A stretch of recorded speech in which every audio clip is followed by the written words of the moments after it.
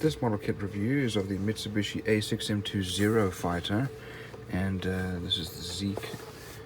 It's a 1/48 scale model by Tamiya, and here are the dimensions, and here's the drawings of the plane.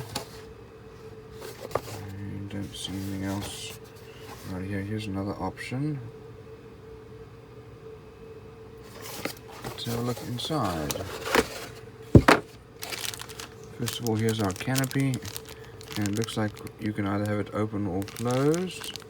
Here's the open version, here's the closed version, that way you don't need to cut it.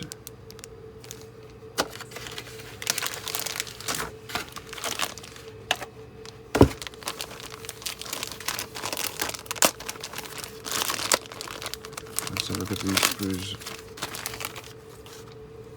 Here's a radial engine. It's got some detail, fairly well molded. I prefer them not to be molded together, but these ones unfortunately are. Here's our propeller, crankcase, engine cowling, and our two pilot figures with a good level of detail, but some serious mold lines there. Here's our cockpit, seat, our stabilizers on the bulkheads here. Instrument panels gonna go there, and here's the top surface of the wing, all very nicely molded, recessed panel lines. Let's have a look at this screw here.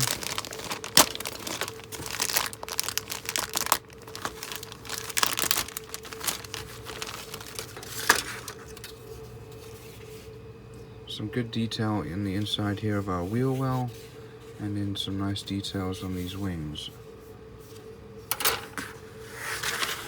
Here's our fuselage, nicely molded. Here are our wheel well covers, wheels all very well molded. Here's our central fuel tank, landing gear, tail wheel here, and the same with the other side of the fuselage. Let's have a look on the inside. Not really much detail on the inside there, but we do have some detail of the inside of the cockpit on the right hand side. Let's have a look at our decals. We've got a good number of decals. We've got some instrument panels here, and a fair amount of detail there.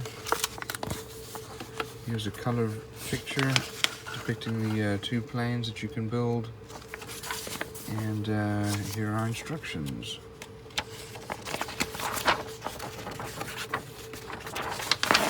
So we start off with the cockpit and the pilot, and then the engine cowling and drop tank are put together. Fuselage is put together, as is the motor and engine cowling. Then the wings go on, and our landing gear gets put together, and then those are glued on, as is the tail wheel, and that's with the gear up. Then a propeller is put on, and then canopy either open or closed.